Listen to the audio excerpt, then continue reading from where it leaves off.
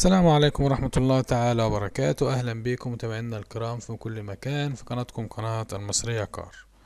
النهاردة معانا عربية دبابة موديل 2003.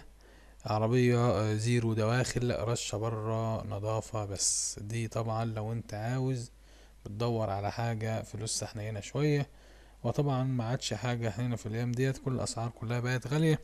بس بنقول العربية دي سعرها برضو مريح سنة عن الأسعار المولعة دلوقتي.